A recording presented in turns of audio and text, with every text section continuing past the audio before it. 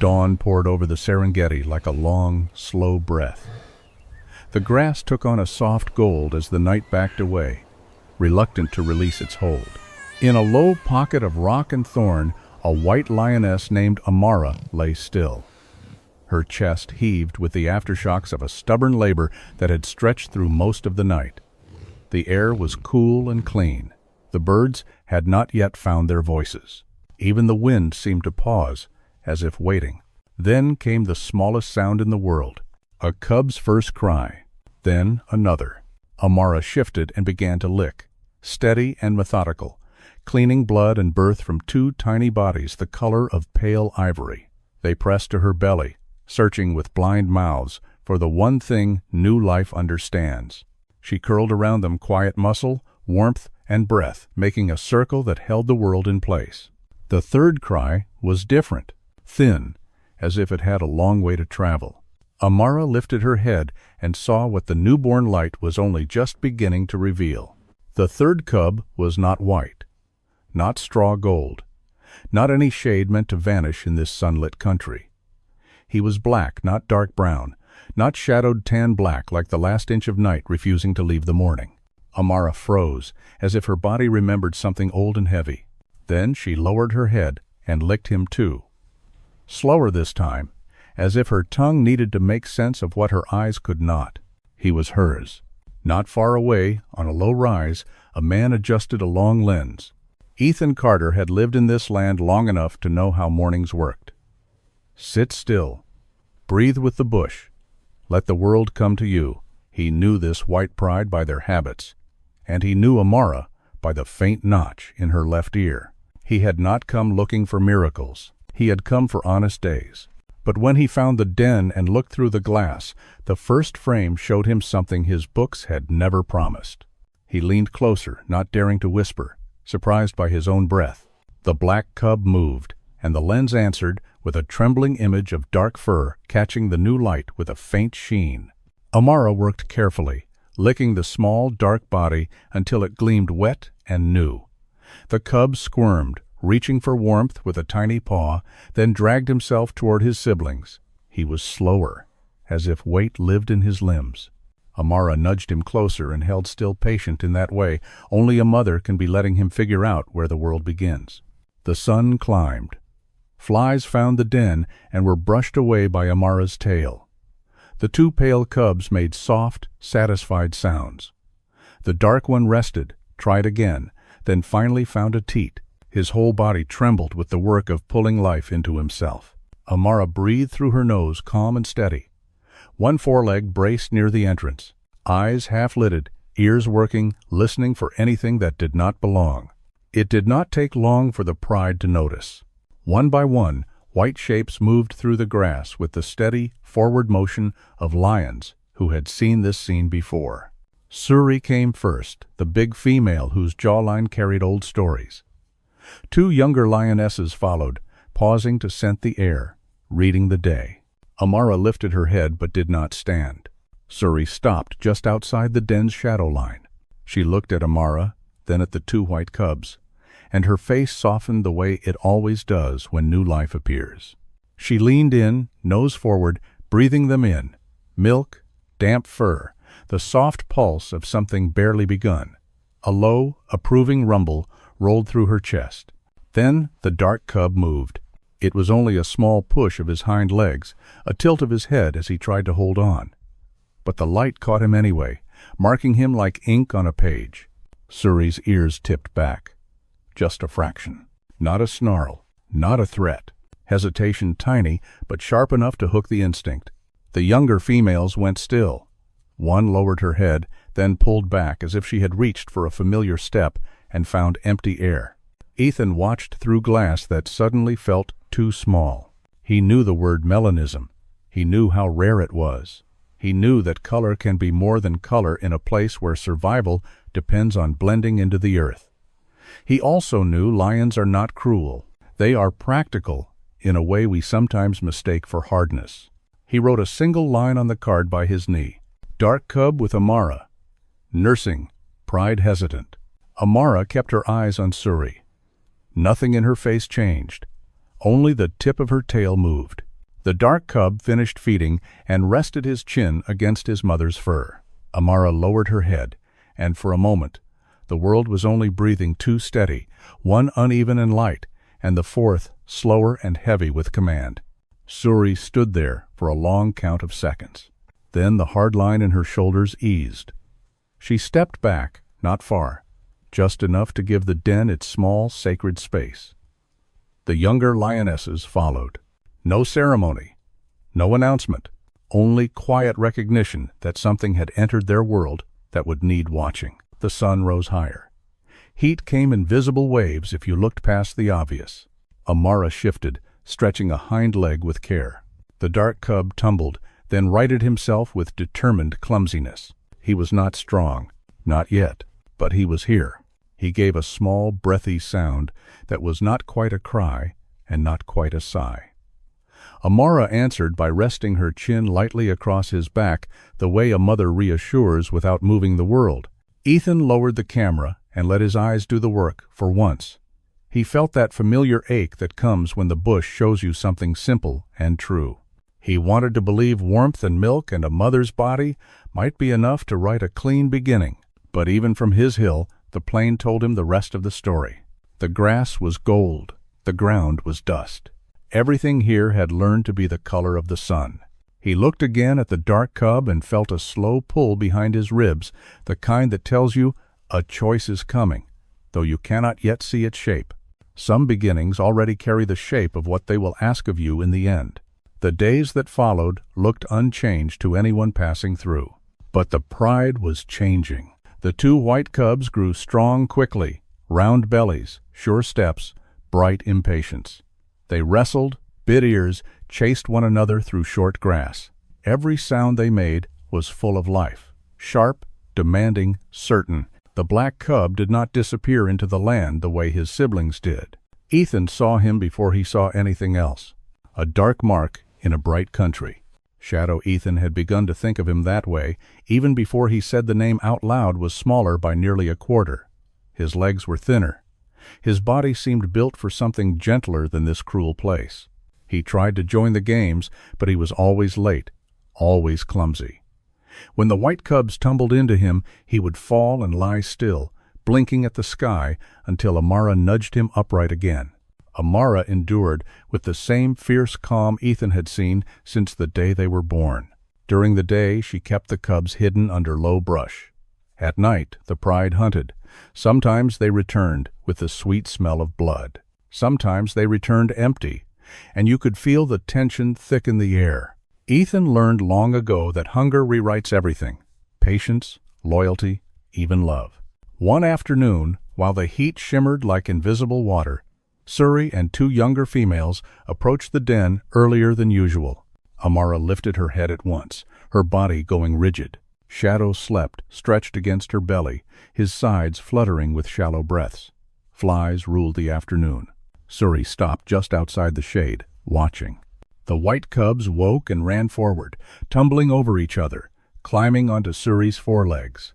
She tolerated them, licking one gently, then pushing it away. Then her gaze fell on the black cub. He woke slowly, blinking into the light. The moment he stood, the color of his fur caught the sun like a piece of night set loose in daylight. Suri's ears flattened. She moved closer, too close, sniffing. Amara rose, blocking her path. Two lionesses stared at each other. For a long, still moment, the world around them vanished. Ethan, behind his camera, barely breathed. Then Suri snarled low and sharp. Not an attack. A warning. A statement of what was coming. She brushed past, muscles stiff with irritation. The younger females followed, circling once before moving on. But the message remained in the dust. This cub is a problem. That evening, Ethan watched Shadow try again to play with his siblings. They swatted at him half-heartedly, then left him behind. He sat watching them, his small dark tail twitching like a trapped shadow. When the light faded, Amara called them all in and gathered them close. Shadow settled at her side, half under her leg, his head tucked against her chest. Ethan could almost see the exhaustion in Amara's eyes, love fighting a losing battle with instinct. Days passed. The cubs explored farther. Amara tried to herd them back, but they were restless and curious. Shadow followed, slower, as if every step cost him more than it should. When the white cubs pounced on beetles or chased bird shadows, he watched, then tried to imitate them, hesitant but determined. Then the hunts failed again, and again. The pride's ribs began to show. Irritation moved through them like heat. One morning, Suri stalked straight toward the den. Amara rose to meet her halfway. Their bodies did not touch, but the space between them burned with the promise of violence. Shadow peered from behind his mother's leg, unaware of how much his existence cost. The standoff lasted only seconds. Suri turned sharply and left, tail high, her message delivered without words. Amara sank back to the ground, trembling slightly. Shadow crept closer and buried his face in her fur. Ethan lowered his camera and sat back, chest tight. He had seen this before with other species, other mothers. The pride had begun to separate the weak from the strong. It was never about cruelty. It was survival pure and cold as stone. He wrote, "The black cub grows slower. The pride is restless. Conflict is near." That morning the savannah burned gold. The grass stood tall and brittle under the weight of the dry season. Sound carried for miles. Buzzing flies, distant hooves, the restless breathing of predators waiting for the hunt. Ethan sat on the hood of his Jeep, camera balanced on his knee. He had watched the tension build for weeks, the whispers of dominance, the cold glances, the way hunger thickened the air with impatience. But today felt different. Today felt like a decision. Suri paced near the edge of the clearing, tail flicking like a whip. The pride had failed 3 hunts in a row. Ribs showed under white coats. The cubs cried more than they played. Amara lay apart from the others, her 3 cubs pressed close. The 2 white ones fought softly for the best spot at her belly. Shadow stayed near her hind legs, half hidden in shade, leaner now, fur duller from lack of nourishment. Ethan caught the faint tremor in Shadow's legs each time he stood. Suri turned her head and fixed her eyes on Amara. The message needed no words. When the hunt began at evening, the pride slid into the tall grass, a formation honed by instinct. Amara followed behind, then pushed the cubs toward a nearby ridge for safety. The herd grazed 200 yards away. Suri crouched low, muscles coiled. 2 lionesses flanked her, their white coats melting into the savannah's pale light. It was perfect, until the cub moved. Ethan saw it before they did. A patch of black fur shifting in the grass, catching the last light of sunset. Shadow had followed. Too curious, too young, too unaware of what his color meant. The first alarm call shattered the silence. Head snapped up, hooves erupted. The herd scattered like wind-blown leaves. Suri lunged, but the prey was gone. Dust clouded the horizon where dinner had just vanished. Furious roars carried through the dry air, echoing across the plain. Amara spun, eyes locking on her cub. Shadow froze, trembling, confused.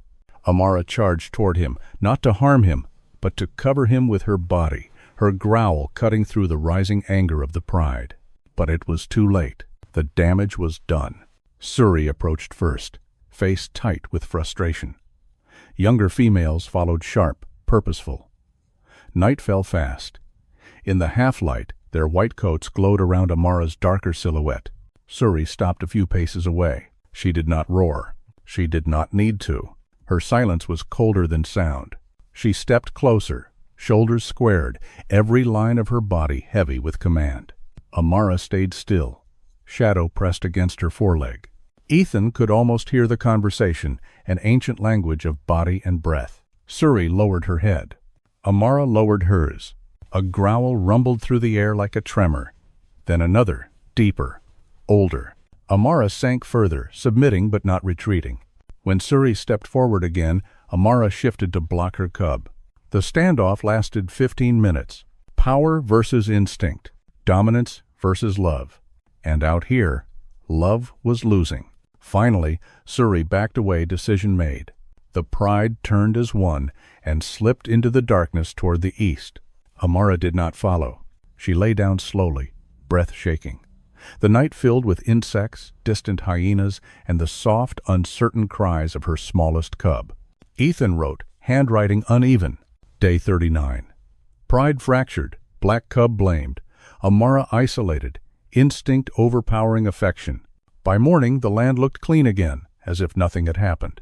The pride rested near a dry stream bed, feeding on a small warthog caught in the night. Amara was missing. Ethan scanned the plain until he found her tracks leading north alone. He followed carefully. Amara moved slowly, her cubs trailing. The two white ones followed easily. Shadow lagged behind, panting with effort. Every few yards Amara turned to nudge him forward, patience steady but fading. They reached a small patch of thorn bush, the same kind of place where she had given birth weeks ago. There she stopped. The white cubs nursed. Shadow tried and failed to find space. When he whimpered, Amara glanced at him, then toward the horizon where dust rose in the direction of the pride. Her tail flicked once uncertain. She finished feeding the others, licked them clean, then stood. Shadow looked up, confused. Amara lowered her head and touched her nose to his.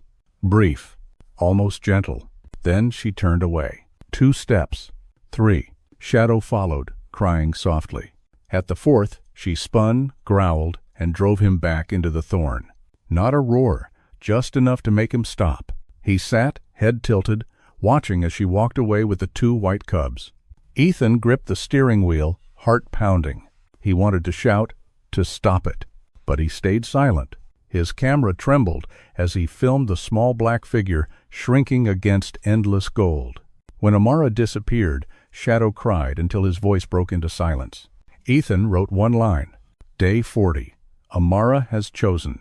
The sky that morning was a pale sheet of heat. Ethan had not slept.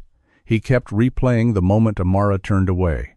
The hesitation, the backward glance, the thin cry that followed her into the tall grass. He drove out before sunrise, his old Land Cruiser rattling over the dry plain. The savannah looked endless, stripped of color, except for the faint shimmer where the sun began to rise. He parked near the thorn patch where he had last seen Amara.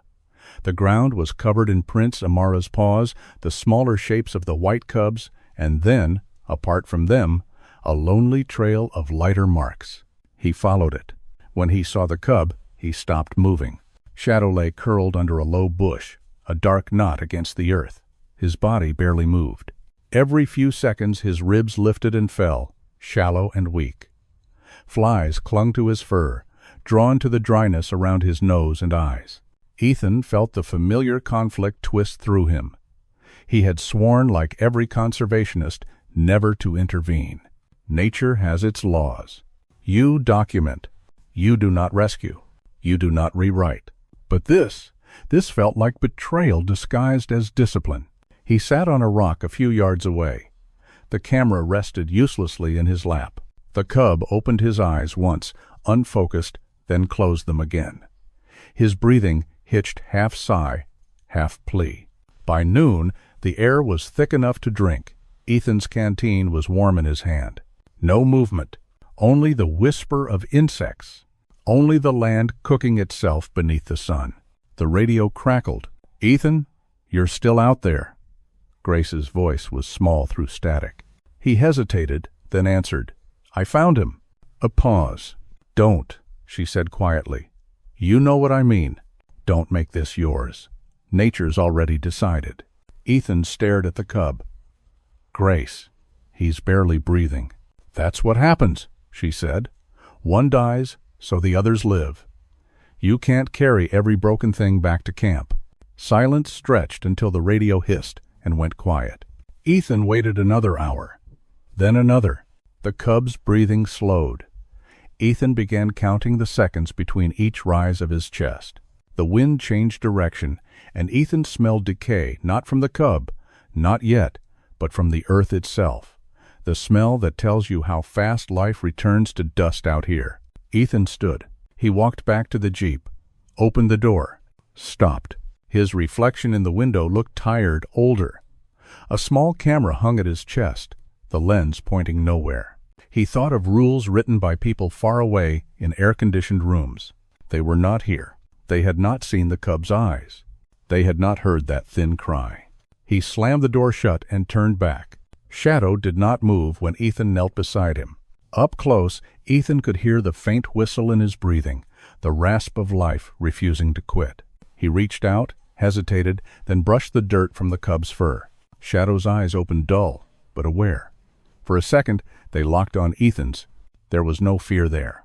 Only exhaustion, the kind that comes when the fight has lasted too long and the world is too wide. "It's all right," Ethan whispered, voice rough. "You've done enough." He lifted the small body carefully and cradled it against his chest. The heat coming from it was frighteningly faint. He wrapped the cub in his jacket and carried him to the jeep. When he radioed Grace again, his voice was steady. "I'm bringing him in." Her answer came fast. "Ethan, no. That's against protocol. You'll lose your permit, maybe worse." "Then I'll lose it," Ethan said. "I'm not leaving him." "Hopin' no." A long silence. Then Grace's voice softened. "If you're going to do this, do it right. Straight to Aruchia Sanctuary. Don't stop. Keep him warm. And don't let anyone see you." Ethan exhaled a faint, humorless breath. "Copy that." The drive felt endless. The cub stirred once, letting out a weak, broken sound. Ethan talked to him quietly, nonsense words, the way people speak to something they're afraid to lose.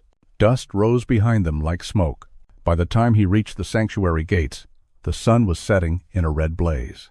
Grace was waiting, arms crossed, expression unreadable. She opened the back door without speaking. Ethan laid the small bundle on a table inside the clinic. Shadow's chest barely rose and fell. Grace looked at Ethan for a long time. "If this doesn't work," she said, "you don't get to feel righteous about it. I just want him to have a chance," Ethan replied. Grace nodded and began to work saline, antibiotics, milk replacer, warmed over a small flame. Her hands were efficient, her eyes steady. Hours passed. Shadow's breathing steadied a little.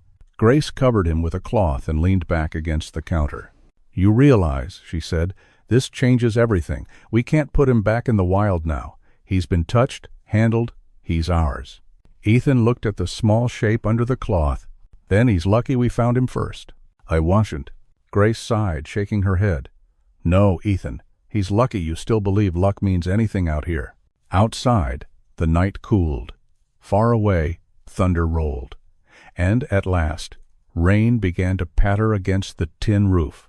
Ethan sat beside the table long after Grace left. He listened to the rain and wondered whether he had saved one life or rewritten a story that was never meant to be changed. Morning came with the smell of wet earth and diesel. Ethan stepped into the clinic. Grace was already there, bent over notes beneath a cone of yellow light. Shadow lay on a folded blanket, breathing slow but steady, fragile rhythm, but rhythm all the same. Ethan had barely slept. The decision still echoed in his mind. Out here, the line between saving and interfering was razor thin, and he had crossed it without hesitation. Grace looked up. "He made it through the night," she said. "That alone is a miracle." Ethan released a breath he didn't know he'd been holding. "Then he's a fighter," he murmured. "Or stubborn?" Grace said. "We'll see which wins." Days became routine. Grace mixed formula and antibiotics. Ethan cleaned the cage, kept the space warm through cold Serengeti nights. Shadow gained strength in hesitant steps, first lifting his head, then crawling to the edge of the blanket. His fur, once dull and coarse, began to shine again, black as the deep hours before dawn. Ethan began calling him Shadow out loud. "You were supposed to disappear," he'd whisper. "And yet, here you are." The first time Shadow tried to stand, he wobbled, fell, and squeaked in surprise. Ethan laughed softly, unexpectedly. It had been a long time since anything in this place had made him laugh. Within 2 weeks, the cub was walking. Within a month, he followed Ethan from corner to corner, pawing at his boots, nipping with tiny teeth. Grace warned Ethan not to get too close. But even she began leaving her office door cracked so she could watch the little creature move. "You do realize," she said one evening, "you've created a problem." Ethan looked up. "I thought that was your department." Grace folded her arms. "You've imprinted him. He doesn't know he's a lion anymore. He knows you. Ethan leaned back. Maybe that's what keeps him alive. Grace gave a tired smile. You sound like every idealist who ever walked into this place. By the third month, Shadow was healthy enough for the open rehabilitation enclosure, a fenced stretch of land where rescued animals learned the ground again. Ethan watched from the gate as Shadow stepped into sunlight, lifted his head, and sniffed the air like he recognized the wild that had almost erased him. He belongs out there, Ethan said. Grace shook her head. He belongs nowhere now. Too tame for the wild. Too wild for the world. But the world wanted him anyway. A visiting journalist saw Shadow and posted a photo online. A black lion cub against gold grass. Blue eyes staring straight into the camera. The image spread like wildfire. Within days, news outlets called. People wanted interviews, footage, stories. They called him the Black Lion of Hope. Donations poured in enough to fund the sanctuary for a year. Ethan hated the attention, but he couldn't deny what it brought. He's helping, Grace said, even if he doesn't know it. And fame came with its own hunger. People wanted more. More photos. More videos. More proof miracles existed. Ethan found himself filming Shadow's first practice hunt inside the enclosure, his first roar, his first attempts to climb the rocks lining the fence. The videos reached millions. Messages arrived from strangers. He gives me hope. Please don't let him die. Behind every message, Ethan felt the same quiet guilt. Shadow's life had become a story for people who would never smell the dust or hear the lions at night. One evening, as the sun bled red over the plains, Ethan stood by the fence. Shadow lay in grass, lean and powerful now, his mane beginning to come in. Grace joined him, handing him a thermos. He's nearly a year old, she said. That's longer than anyone expected. Ethan nodded. He's tougher than he looks. Grace's expression softened. You know what comes next, don't you? They'll want him released. Donors, press, everyone.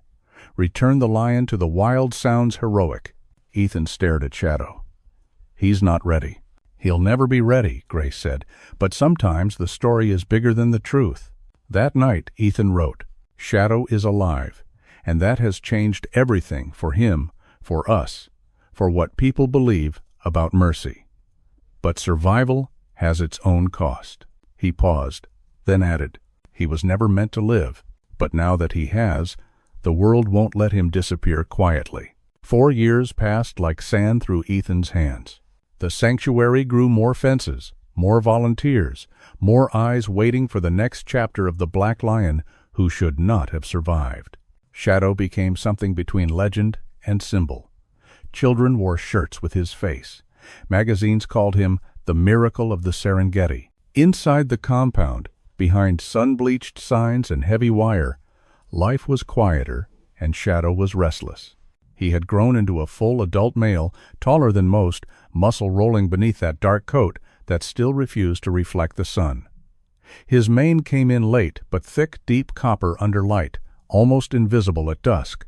Every evening he paced the far edge of the enclosure, always facing east, where land ran open toward the horizon. Grace watched from the catwalk. He's restless, she said. Ethan nodded. He's been ready for months. Ready for what? Grace asked. To die faster, Ethan said, patient but firm. Or, he corrected, eyes on Shadow, to live properly. The debate dragged on. Conservation authorities, donors, scientists, all arguing. Releasing a lion raised by humans was reckless. Public pressure was heavier. Everyone wanted the ending they had already written. The lion set free, the circle closed. Finally, the government granted permission for a monitored release inside a protected zone near the Serengeti. It wasn't true freedom, but it was close enough for people to believe. Ethan didn't say what it really meant. Shadow would have to find his own place or die trying. The morning of the release was cool, fog lying low over the plains. Reporters gathered at the perimeter, cameras ready. Grace hated every second, but she stood beside Ethan anyway, arms crossed tight. If this goes wrong, she murmured, we'll be watching it live on every network. Ethan smiled without humor. Then, let's make sure it goes right. Hinguoed. Shadow waited in the transport cage, calm, alert. His eyes moved from Ethan to the horizon and back again. No fear, only recognition. When the latch dropped, the gate swung open with a metallic groan. For one heartbeat, no one moved. Then Shadow stepped forward, slow, deliberate, like a king reclaiming a throne. His paws sank into the dirt. The soft thud of contact between life and land sounded louder than any cheer. He paused once, turned his head toward Ethan, and released a low, breathy sound that might have been a growl or something closer to goodbye. Then he walked into tall grass and vanished. Reporters erupted, questions flew, cameras clicked. Ethan barely heard them. He stood watching the grass move long after Shadow disappeared, the wind brushing through it like fingers across a page turning to its final chapter. For the first time in years, the sanctuary felt empty. Grace pretended not to notice Ethan's cabin. Untouched meals, the quiet, the way he drove out alone each morning toward the release site. He told himself it was research, data, but deep down he knew it was simpler. He missed the sound of another heartbeat beside his own. Weeks passed. Tracks appeared faint, then clearer, large paw prints leading toward river valleys where prey was plentiful. Camera traps caught fragments, a black shape at dusk, blue eyes in the dark. Shadow was surviving. More than that, he was thriving. Then came the day that pulled everything back into a circle. Ethan's team was filming near the eastern edge of the reserve when a ranger called out, "Movement! Pride of 6, coming in from the hills." Ethan raised his binoculars. The lead lioness moved with power and precision. Her coat was pale white gold. A scar caught the sun along the rim of her left eye. Amara. The world went quiet inside Ethan's chest. Other lionesses trailed behind her, followed by 2 nearly grown cubs. They stopped to drink from a shallow river, unaware of watchers hidden nearby. Then across the clearing, grass moved. A darker shape emerged from the opposite side. Shadow, larger than any of them, dark as storm clouds gathering beyond the hills. He approached slowly, head lowered, every instinct alive. The pride stiffened, tails flicked. A lioness stepped forward with a low snarl, but Amara held her ground, eyes locked on the approaching stranger. Ethan whispered, uselessly, "Easy, boy, easy." Shadow stopped a few feet away. The tension was so thick the air seemed to hold its breath. Then, in a motion almost too gentle for a predator, he stepped closer, head still bowed. Amara moved first. She sniffed the air, then closed the distance until their noses nearly touched. A sound escaped her, half growl, half purr, a mother's recognition buried beneath years of instinct. For one heartbeat, they stood like statues in the wind. Then Amara leaned forward and pressed her head against Shadow's chest. The pride did not attack. They only watched. Grace lowered her binoculars, blinking fast. "Is that—" Ethan nodded. Voice rough. "That's her. That's his mother." Thunder hummed beyond the hills. Cicadas buzzed. Time stretched. Shadow's tail flicked once, twice. Then he turned toward the horizon, and Amara moved beside him, white and black, silhouettes against the setting sun. When they disappeared into tall grass, Ethan let out a breath that shook on its way out. He wiped his eyes before anyone could see. Later, driving back to camp, Grace broke the silence. "You realize no one will believe this when we tell it." Ethan smiled faintly, eyes on the road. "That's fine. Some things are meant to sound impossible. I'm a name." Days later, footage aired around the world. The reunion of the black lion and the mother who had once left him. People called it divine. A miracle. Proof that love could outlast evolution. For Ethan, it was quieter than that. Not spectacle, not redemption. Just the earth keeping a small promise. That what is lost can sometimes find its way home. That night, he wrote his last note in the worn journal. Shadow has returned to the wild. Amara still leads. The circle is complete. If love exists in nature, it moves in silence. After that day, the world moved on to newer stories. Out here, time moved slower, gentler. Every dawn looked the same. Golden light spilling across endless plains, distant roars breaking through mist, wind carrying dust, rain, and something older than memory. Shadow vanished after the reunion. Rangers' cameras caught him only in fragments. A flash of black fur in tall grass, a paw print near a watering hole, a shadow crossing the plain at dusk. Some believed he joined his mother's pride. Others thought he lived alone, as many males do. Ethan didn't need proof. He knew, deep in his bones, Shadow had found his place, whatever it was. Each week, Ethan drove to the edge of the reserve, notebook on his lap, binoculars in hand. He parked under the same acacia where he had first seen Amara years ago, where everything began. He never spoke, never called out. He only listened. The Serengeti talked back if you let it. Sometimes at sunset, when the horizon turned the color of old embers, he thought he heard a low rumble rolling through the air, never close, never clear, but deep enough to move through him like a heartbeat. He would smile and whisper, "I hear you, old friend." It no to stay. Grace eventually left the sanctuary for a university post in Nairobi. On her last night, she and Ethan sat by the fire, sparks rising into the wide African dark. "You changed the story," she said. "Not just for him, for everyone. You made people believe mercy still has a place in the wild." Ethan poked at the fire. "I didn't change anything. I just didn't look away." Grace smiled faintly. "Same thing, isn't it?" When she left the next morning, she pressed a notebook into his hand.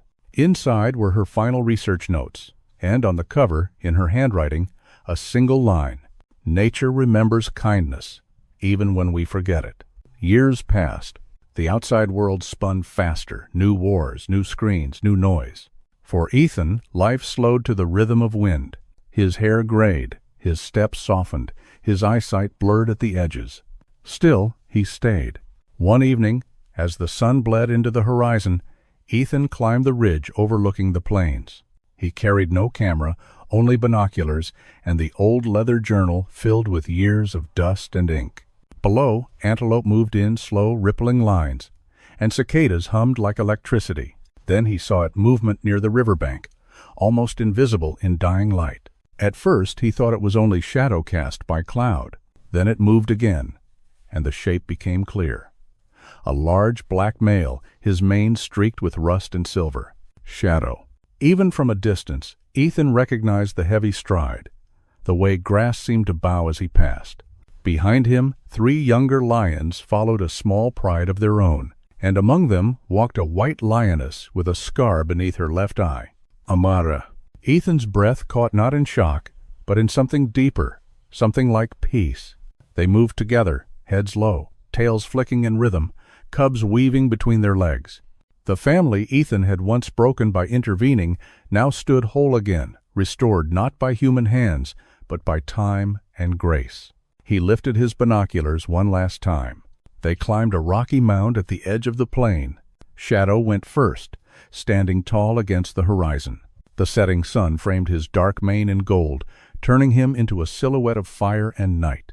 Amara joined him, pressing her head to his chest, the same way she had on the day they reunited. Below them, the younger lions sat, watching the world spread out cruel, vast, and beautiful. Ethan lowered his binoculars slowly. His eyes burned, but he didn't blink the tears away. He opened his journal and wrote the final entry. He was born from darkness, rejected by instinct, saved by mercy. He walked between 2 worlds, ours and theirs, and found light in both. If love exists beyond reason, it must live here, where the wild forgives. The wind rose, lifting the pages, whispering through the grass. Somewhere out there, a roar rolled across the plain, long and deep, like thunder. Not a warning, not a claim, something purer, something that felt like, "Thank you." Ethan closed the notebook, smiling to himself. "You did it," he said softly. "You found your way home." He turned his jeep back toward camp.